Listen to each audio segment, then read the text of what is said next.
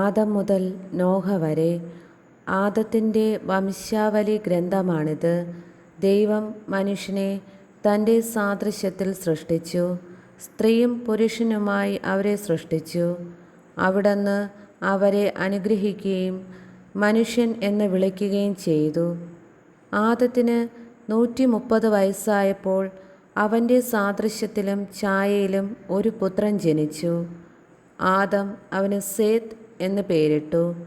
സേത്തിൻ്റെ ജനനത്തിനു ശേഷം ആദം 800 വർഷം ജീവിച്ചു. അവന് വേറെയും പുത്രന്മാരും പുത്രിമാരുമുണ്ടായി. ആദത്തിൻ്റെ ജീവിതകാലം 930 വർഷമാണ്. അതിനുശേഷം അവൻ മരിച്ചു. സേത്തിന് 105 വയസ്സായപ്പോൾ എനോഷ് എന്നൊരു പുത്രനുണ്ടായി. എനോഷിൻ്റെ ജനനത്തിനു ശേഷം സേത്ത് 807 വർഷം ജീവിച്ചു. അവന് വേറെയും പുത്രന്മാരും പുത്രിമാരുമുണ്ടായി. സേത്തിൻ്റെ ജീവിതകാലം 912 വർഷമാണ്. അവനും മരിച്ചു. എനോഷിന് 90 വയസ്സായപ്പോൾ കെയ്നാൻ എന്ന പുത്രനുണ്ടായി. കെയ്നാൻ്റെ ജനനത്തിനു ശേഷം എനോഷ് 815 വർഷം ജീവിച്ചു. അവന് വേറെയും പുത്രന്മാരും പുത്രിമാരുമുണ്ടായി. എനോഷിൻ്റെ ജീവിതകാലം 905 വർഷമാണ്. അവനും മരിച്ചു. കെയ്നാന് 70 വയസ്സായപ്പോൾ മഹലലേൽ എന്നൊരു മകനുണ്ടായി. മഹലലേലിൻ്റെ ജനനത്തിനു ശേഷം കെയ്നാൻ 840 വർഷം ജീവിച്ചു. അവനും വേറെയും പുത്രന്മാരും പുത്രിമാരുമുണ്ടായി. കെയ്നാൻ്റെ ജീവിതകാലം 910 വർഷമായിരുന്നു. അവനും മരിച്ചു. മഹലലേലിന് 65 വയസ്സായപ്പോൾ യാരദ് എന്ന മകനുണ്ടായി. യാരദിൻ്റെ ജനനത്തിനു ശേഷം മഹലലേൽ 830 വർഷം ജീവിച്ചു. അവന് വേറെയും പുത്രന്മാരും പുത്രിമാരും ഉണ്ടായി.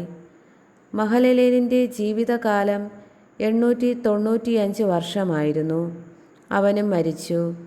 യാരദിന് 162 വയസ്സായപ്പോൾ ഹെനോക്ക് എന്ന പുത്രനുണ്ടായി. ഹെനോക്കിൻ്റെ ജനനത്തിനു ശേഷം യാരദ് 800 വർഷം ജീവിച്ചു. അവന് വേറെയും പുത്രന്മാരും പുത്രിമാരും ഉണ്ടായി.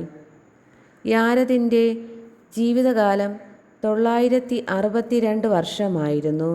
അവനും മരിച്ചു. ഹെനോക്കിന് 65 വയസ്സായപ്പോൾ മെത്തൂശെലഹ് എന്ന മകനുണ്ടായി. മെത്തൂശെലഹിൻ്റെ ജനനത്തിനു ശേഷം ഹെനോക്ക് 300 വർഷം കൂടി ദൈവത്തിന് പ്രിയപ്പെട്ടവനായി ജീവിച്ചു. അവന് വേറെയും പുത്രന്മാരും പുത്രിമാരുമുണ്ടായി. ഹെനോക്കിൻ്റെ ജീവിതകാലം 365 വർഷമായിരുന്നു. ഹെനോക്ക് ദൈവത്തിന് പ്രിയങ്കരനായി ജീവിച്ചു. പിന്നെ അവനെ കണ്ടിട്ടില്ല. ദൈവം അവനെ എടുത്തു. 187 വയസ്സായപ്പോൾ മെത്തൂശെലഹ് ലാമേക്കിൻ്റെ പിതാവായി. ലാമേക്കിൻ്റെ ജനനത്തിനു ശേഷം മെത്തൂശെലഹ് 782 വർഷം ജീവിച്ചു. അവന് വേറെയും പുത്രന്മാരും പുത്രിമാരുമുണ്ടായി. മെത്തൂശെലഹിൻ്റെ ജീവിതകാലം 950 വർഷമായിരുന്നു. അവനും മരിച്ചു. ലാമേക്കിന് 182 വയസ്സായപ്പോൾ ഒരു പുത്രനുണ്ടായി. കർത്താവ് ശപിച്ച ഈ ഭൂമിയിലെ ക്ലേശകരമായ അധ്വാനത്തിൽ അവൻ നമുക്ക് ആശ്വാസം നേടിത്തരും എന്നു പറഞ്ഞ് അവനെ നോഹ എന്ന് വിളിച്ചു. നോഹയുടെ ജനനത്തിനു ശേഷം ലാമേക്ക് 595 വർഷം ജീവിച്ചു. അവന് വേറെയും പുത്രന്മാരും പുത്രിമാരുമുണ്ടായി.